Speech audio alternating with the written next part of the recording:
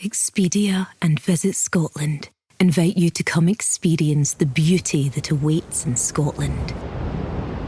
The sweep of wild coastlines, quiet lochs, and untamed landscapes. Fresh cuisine that feels rooted in the land. Come experience the kind of stillness that stays with you long after you leave. Plan your Scottish escape today at expedia.com/Visit Scotland. Study and play come together on a Windows 11 PC. And for a limited time, college students get the best of both worlds. Get the Unreal College Deal. Everything you need to study and play with select Windows 11 PCs. Eligible students get a year of Microsoft 365 Premium and a year of Xbox Game Pass Ultimate with a custom color Xbox wireless controller. Learn more at windows.com/student offer. While supplies last. Ends June 30th. Terms at aka.ms/collegepc.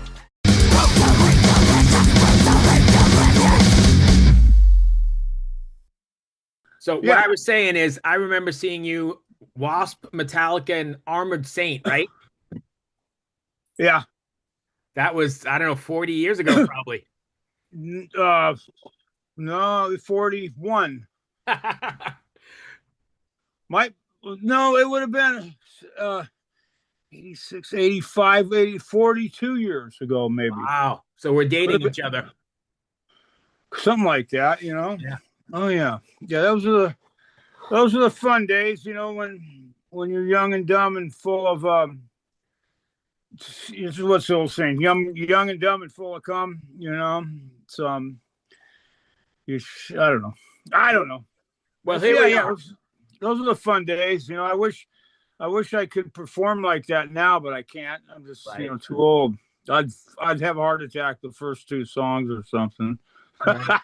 Or I would jump around and I would play like crap because it's really hard to jump around and to play your instrument real precise. You know what I mean? No, I get that. So how did T3rminal come about? What a great bunch of musicians here. T3rminal, I met in 2001, I was booked on the Monster Cruise, okay? Mm-hmm. And then about 2 months before that, I had come down with an illness, throat cancer. I couldn't go. Right. Called the boat guy, the guy that does the boat, this guy, Larry. And I go, Larry, it's blah, blah, blah, blah. And he canceled me. I go, no, I want to play, man. I go, I'll set back he goes, no, you need to take care of your treatment first. So I go, okay. He goes, we'll book you next year. So 2002. They have a party before the boat. Okay, the day night before. I go to the party, mess around. I meet Brian Wheat from Tesla. Yeah. I've met Frank at Hellfest and stuff, and I didn't meet Brian then, but he and one of his friends just cracked me up, man. But I met Brian, and then one of his friends a few months earlier told him to watch the Mean Man documentary that I put out. Yeah. And he wasn't going to watch it or whatever. But Brian, when I met him that night, he goes, Chris, if I didn't watch that documentary, I probably wouldn't really talk to you. My perception of what you are, what you do, he goes, but that video, it blew my mind about what kind of person you're at, right. You know? And I go, wow, that's cool, man. I just did it because when I left for Europe, America. But anyway, so the next day we're playing pool on the boat. And he goes, Chris, why haven't you gotten any other bands? I go, no one's really asked me to play. You know, I go, I don't know if it's I told him, I think it could be my height was one thing. When I auditioned for Ozzy in 79, before Randy Rhoads, he walked in, you know, the first thing he said, my God, this is a big one, meaning tall. Yeah. I shouldn't even put my guitar on. I should have just shook his hand and walked out. It's a waste of time. But anyway, so I told Brian, I go, you know, nobody's blah, blah, blah, blah. And he goes, well, I'd like to make a band. Yeah. So I go, yeah, let's. So he's got a house. I live in Cannes in France by Monaco. He's got a house in, it's by kind of Florence in Italy. Mm-hmm. So you'd go down the coast from here in Italy, go up over Pisa. I go up over towards Florence, and it's called Luciano where he lives. He's got a beautiful home there. So he goes, hey, come and visit me at my house. So I go there, and we kind of so Chris, let's start this band thing. And that was about maybe 2.5, 3 years ago. So we wrote 2 songs, ideas that I had. Brian tells me, he goes, I'm a bass player. He goes, I don't really write guitar riffs, as in, da, right, da, da. He goes, I'm just not that, but I need somebody to write. So anyway, we wrote 1, 2, 3 things on the computer, that just from the guitar straight to the computer. It's a weird way to record. I've always used amps and simulator before, but anyway, I go, yeah, it's really funny. I go back, a few months later with my guitar, another guitar, we start writing another song, and I have this a little card I call it a boneyard with riffs on it, that when I get a good riff, if I can record it, I do, and I try to save it. Right. So I have these ideas, and we go to his place, and he puts on the click track, and I play this, and he stops. Brian, he stops. He goes, Chris, he goes, that song's too long. It won't work. And I looked at him. He goes, it won't get airplay. And I put my guitar down. I sit really close to him. I go, Brian, listen, you can take you and your fucking airplane, shove it up your ass. I go, I don't write songs for that crap. I don't, never. And he goes, well, Chris, and then he's, I'm easy, I'll listen. He goes, Chris, you listen to me. He goes, without airplay, this project will not work. We have, we have to take certain steps. And I'm like looking at him weird. I'm like, that's the last thing on my mind is trying to work out airplay. I mean, I left America.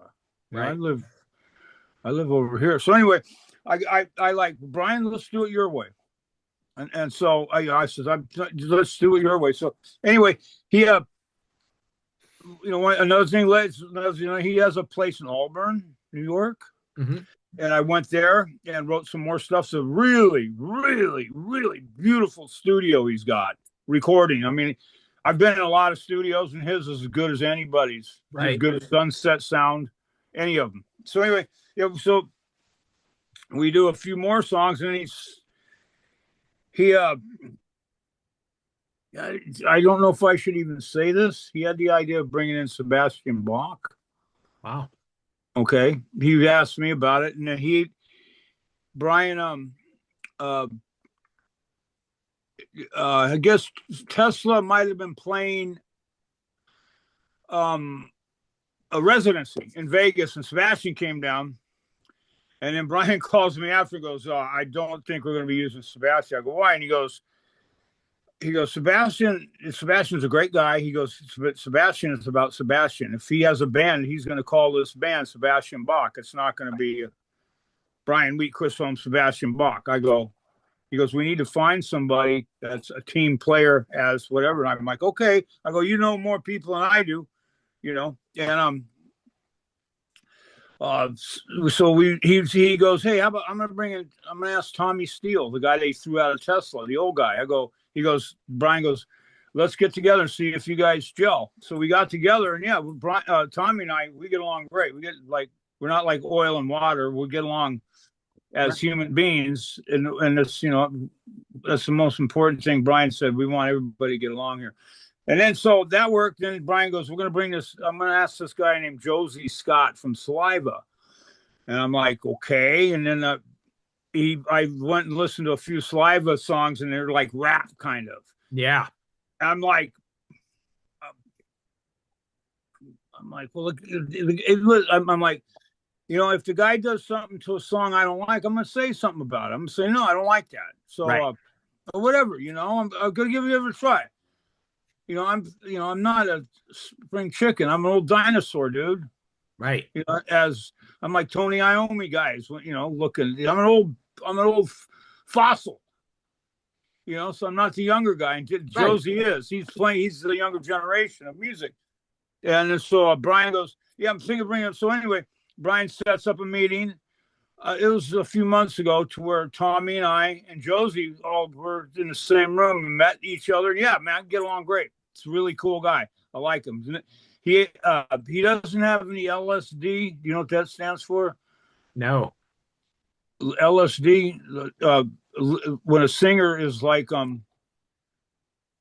the previous guy that I worked with, or Dave Roth, or I'm not knocking Sebastian Bach. Right. No, I get it. Okay, their attitudes. What the Or is LSD that lead singer disease? Disease, yes. Gotcha. Okay, I'm slow, but I get it. Yeah. So it's, and I'm not to be a singer. You kind of need that. Sure. You really do. If you didn't have that, you're not gonna have enough balls to get on stage. But anyway, so bring in the Josie guy. He's had some really his son passed, and he was doing good in his band Saliva, then he left. He had problems. Tommy was thrown out of Tesla because of whatever he was doing. It didn't work, and Tommy even told me, he goes, "Yeah," he goes, "I wasn't going to change," and I wasn't thrown out of Wasp. Blackie just got somebody else to play because him and I. He can't stand me, and I can't stand him. I don't want to even be around anybody like that. Anyway, it was killing me to fake it in front of people. How could I say that? Yeah, it hurt me, and it's not real. Right. If you know what I mean. Yeah. I don't want to even get into that about that on that band. But anyway, so I met Josie, and it's what was really a trip was the song, the Boneyard of songs that I had. I had this real cool riff that I was playing with Filthy Animal Taylor at his house years ago, 2000 probably 5 when Phil we were just learning. But anyway, it ended up in my Boneyard, and it had this riff, and it was really the drums and the guitar were not like perfect. It was just sloppy. And Brian, so we're using the riff. Brian goes, Chris, how high were you guys when you were doing that? I go, that song that night? I go, we were high as fuck. And Brian goes, the name of the song's High as Fuck, right? Nice. So anyway, when we gave the songs to Josie, we didn't have names on them. High as Fuck was not a name, it was a number. Mm-hmm. So we gave him enough song number 1, number 2, number 3. So anyway, he comes in, and the first song he sang was that song. It was like number 6, and he called it Crazy Pills. Wow. Meaning being high. It was weird, like a So he got it. Well, he didn't know that's the song was High as Fuck. Right, but he got it somehow. It's weird. Yeah, I don't know. And he said, and what he did to the song was cool. I like it. And it's not going to sound like Wasp. No, it's going to sound like this thing Terminal. And then but last year, Brian goes, "Hey, Chris," he goes, "We need a name, Chris, for what we're doing, the project." And I'm like, I don't know, something happened. I was just thinking, I go, wow, the name of a band, Terminal Cancer. Because I was thinking I had cancer, and I was thinking, what if you could name a band Terminal Cancer? I go, nobody'd like that. And then I go, what about Terminal? Terminal, it just means terminal, could mean a few things. So I called Brian. I text him. I go, hey, what about Terminal? He goes, nah. He texts me. He said, nah. And then about an hour later, he texts me back. Goes, yeah. He goes, I thought about it. That's a killer name. We'll use that. And then so he just checked for the domain. Right. And we got the domain on it. So yeah, that's that. That's the name. So how do you avoid the past identities of each of you guys? Because you're all superstars in your own right. How do you avoid the past identities overshadowing what Terminal is about? Well, you gotta specifically explain that question to me a little better than that. Yeah. So you guys are all solidified in your, I guess, rock star status or rock. So how does it, when you come together, how do you there is no rock star status when we're together. There isn't any at all. That's why we get along. That's why we get along. Nobody's better than anybody. We write songs. Tommy, he plays so trippy compared to me. And I know like he's recording something and he's worried that if we liked it or not. And it's cool, man. And Josie, he's got some good weird lyrics. What way his brain works, some cool ideas. I don't know if Brian really worked with somebody with LSD. Tesla's not that way. What the main thing is at the age that we're at now, because most of us are in our 60s except Josie. Right. We want to be around people we enjoy being around. Sure. We don't that was the main factor of this whole situation. How do you split the creative weight in the studios? Is it all like everybody contributing, or are you coming with everybody contributes, it's just, I had this riff, and we were like halfway through it. The way we record is a trip with Brian. He's a computer nut. And then so, all of a sudden Brian goes, they let Tommy come up with something at the end. So he played the song ended, but the timing still kept going. The music ended, and the first thing he played, this riff out of the top of his head, was fucking great. I said, stop, no, that's it. We need to put that down on that part in the song. Okay, so I just have a different vision. I hear the parts, and that's how we put it together. Brian, a while back, Brian had to go. Tommy and I and Brian were together in New York. It was really snowing like hell there a few months ago. And Brian had to go play a weekend with Tesla, like in Boston or whatever, right? So he goes, here, Chris, here's how you get into I know how to run Pro Tools, kind of. I'm really horrible at it, but I'm okay. And Brian goes, here, what do you guys want? I go, well, Tommy and I'll sit and write songs, some ideas. So while he was there, Tommy and I went and wrote a few more riffs, put them together, So that's So if without Brian, this thing wouldn't work. I mean, he's the glue to the whole thing. Okay. So after decades in the rock metal world, what's left to prove for you? Why are you still doing this? Because I enjoy it. It's like doing drugs or having sex. Why do people do drugs? Well, unless they're addicted to them. Why do most people drink? Because they enjoy it. Why do they have sex? Because they enjoy it. Why do you do music? Because you enjoy it. My main thing is all my life, what I enjoy the most, being in the studio work's one thing, creating something here in the back, but my bag's playing live. Yeah. It's always been my thing. It's always been my thing live, So.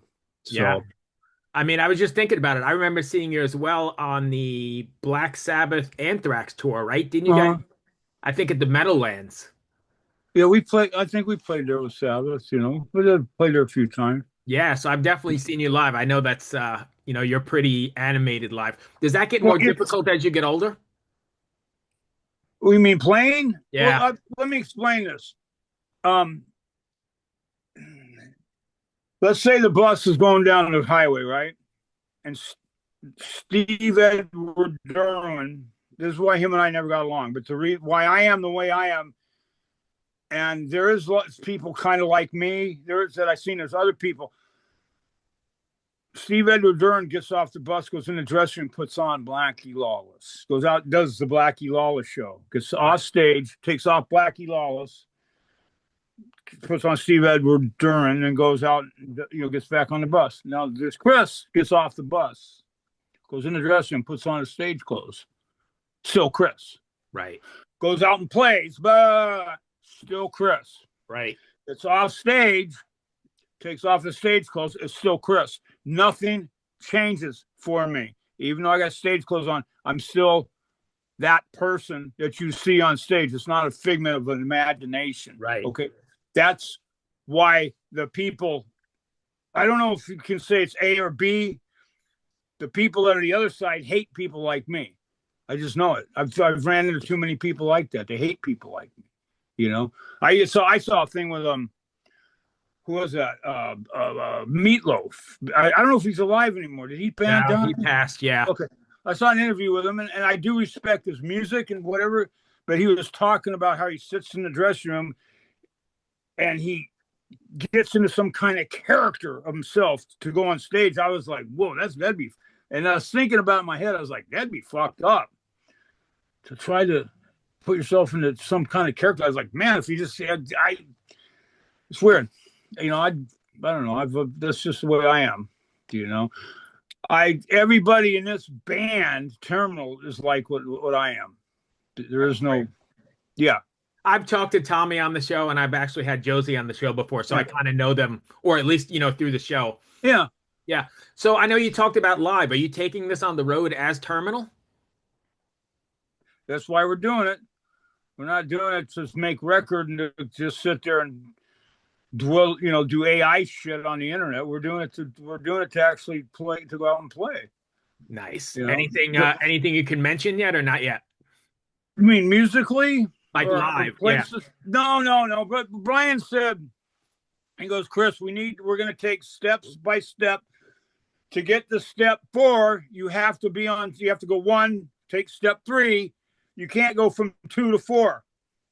Right. You can't go from 2 to 5. Sense. You have to go 1, 2, 3. So we're just taking it step by step by step. The next thing is the record label. And then I think he's going to see about the airplay, which I have nothing about. I'm so far from that crap. In the last management and 40 years of the situation I was in, I was never, how do you say it? I never could, they kept me away from all that crap, from seeing that shit. So, but whatever. I'm just happy I'm still alive. I get to, how do you say it? Live the dream of playing, and you're a survivor and you're here. Oh yeah. Yeah, I like to play. I enjoy playing. I enjoy my band Mean Man and home. I got a band. I started out my band Mean Man here in Europe, but then about 2 years ago, my wife said, Chris, we're going to do a thing called Holmes. I was against it. And she goes, you're going to play all Wasp, all the songs that I wrote. Right. And there's been a few times where I did that, and it was really good. Really good. And I finally got a singer in Holmes that he loves singing. His favorite song is 9-5 Nasty, which is a mother effer to sing. Really? And he enjoys singing that. He goes, that's the easiest song for me to sing because it's right in my voice. And I finally, I got somebody who can do it. So I just played a place called Hell's Heroes in America, Texas. Yeah, and we played all Wasp, and it kicked ass. It was good. All right, I got one more for you. Yeah. If rock is supposed to be loud and outrageous, does that get harder to pull off as you get older, or does it just become more deliberate? It doesn't get harder when you get older. It's to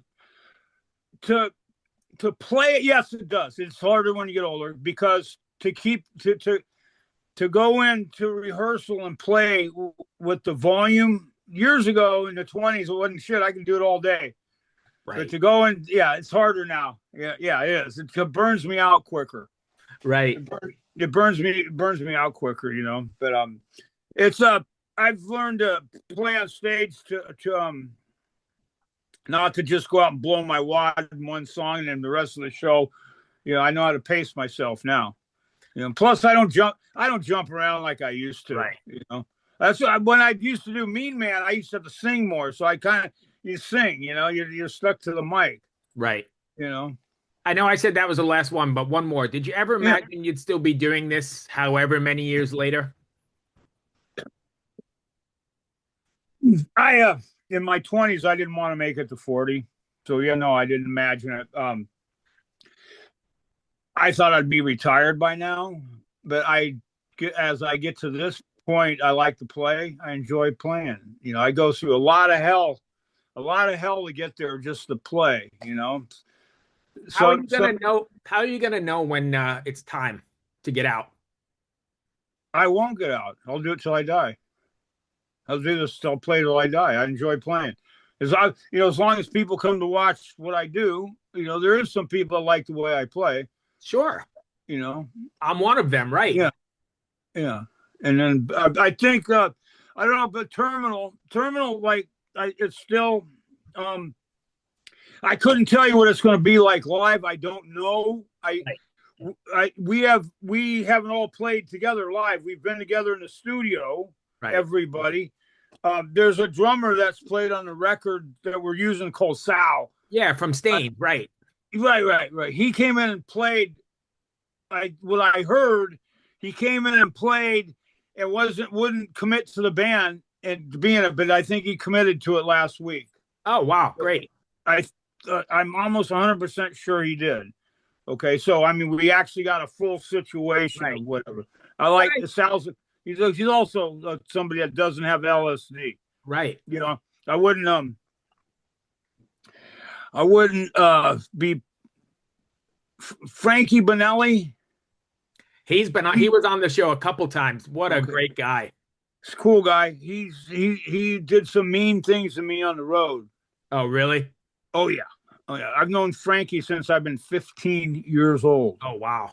All that LA stuff? This is back in 75. Oh wow. Okay, from a long time ago. And then I used to set up his guitar player's rig at the Starwood. Okay, because he asked me, Pete Castle, he's the guy that got me in Sister, gave me the number. And then all of a sudden, Frankie's in Wasp, but he always treated me like a roadie. Oh, wow. Oh, yeah, and that's what pissed me off, you know, and nobody's better, nobody's worse than anybody. But I was going to say, the Sal dude ain't like Bonelli. Right. You know, I don't want a fucking attitude. I love Frankie. I've known him for years. I toured with him. Right. But I just think I ain't gonna put up with it. He was a drummer that had LSD. Right. You know, then that's what made him. He was a good guy. He was you know, but you know, I don't know. I don't know how long I'll be. I'm gonna do this till the day I die. I like doing it. Good for you, and I appreciate all you've done. We're running out of time, but I want to just say I thank you for your contributions to the metal world. I've been listening to you since the original record. So. Since Fuck Like a Beast, actually. I had that on that weird vinyl. Yeah. Right. Like, remember the Kerrang days? Oh yeah. It's since Blackie's belief, like he's Christian now and won't play Fuck Like a Beast. It's weird. And then I see on the internet, this will blow your mind. I see on the internet, Wasp finally plays Animal. And I'm like, and it was 2000. You know, everybody's got a phone, no matter what. Everybody's filming. So anyway, I click on the internet, look, you know, some concert they're doing, and they start playing a song, and you know what's funny? The guitar coming out of the PA. Really? Would I know? Oh yeah, I could tell it's from the record. Wow. I've heard some rumors about that kind of stuff, but yeah, it was mine. It was my guitar. I was like, whoa. Off the record. Yeah. Off the record. You know? Oh, yeah. I can tell. You can tell. I can tell it's me playing. I can just tell. Right. I was like, oh, man, if that ain't, you know, whatever. I played on the record, so you can play the record live. So, you know, it's the way it is. Yeah. Yeah. The way it is, you know? Anyway, Chris, I appreciate you taking the time. Thank you for your contributions to the metal world, and good luck with the record. Oh, in the metal world, guess what? Last January, I was just inducted into the metal world. Good, right? For you, man. I think that's overdue for sure. I was just inducted into it. Good for you. Congrats, man. Yeah. All right. Longtime fan. Thank you for taking the time. Good luck with T3rminal, and we'll talk to you soon, brother. Cheers. Later. Did you see the dog? Yeah. We'll see you later. Dog. Bye.